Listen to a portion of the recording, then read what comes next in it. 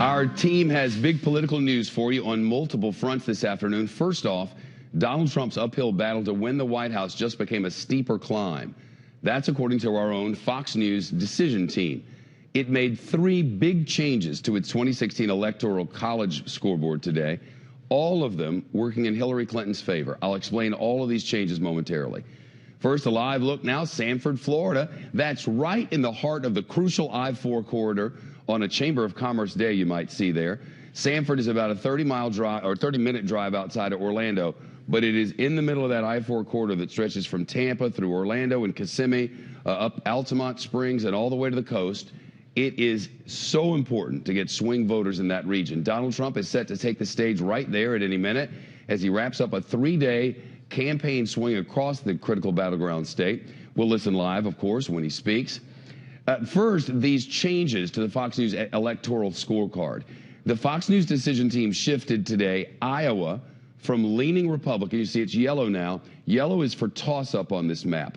Iowa had been leaning Republican. It's now toss-up. It also moved Indiana, which you see right there, from solid Republican to leaning Republican. Remember, Trump's running mate, Mike Pence, is Indiana's governor. And one more.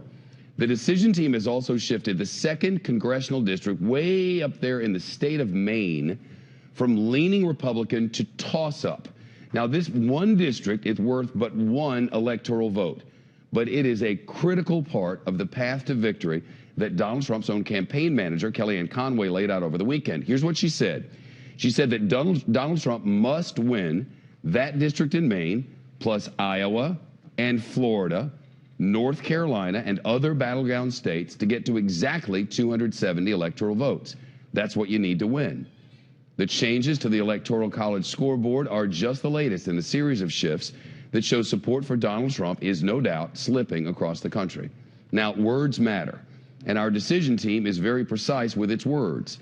With that in mind, it reports it is now, quote, clear that Trump's performance in the 3 presidential debates hurt him with undecided voters.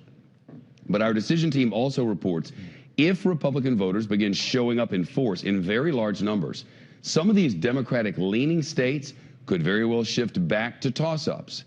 That's a problem because to increase turnout, campaigns traditionally need 2 things, a lot of money and an impressive ground game. And by all accounts, Trump has neither. As for Florida, right now our decision team reports that state is leaning Democratic, not solid Democrat, but leaning Democrat. Early voting began there just yesterday, and Donald Trump packed his campaign schedule with events there this week. He had 5 events in Florida just yesterday. Here's what he told Fox News earlier today when all of a sudden he called in to America's newsroom. I believe Florida's a must-win, and I think we're winning it. I think we're winning it big. 29 electoral votes. You can't go to the White House unless you win in Florida. You would concede that, right? I think that's probably true. I mean, I'm not... If you look at the path, sitting down and figuring other alternate plans. Well, the Associated Press reports more than 1.5 million Floridians have already cast their ballots. They had a mail-in campaign for a while. Florida is also just one of more than 30 states where early voting is now underway.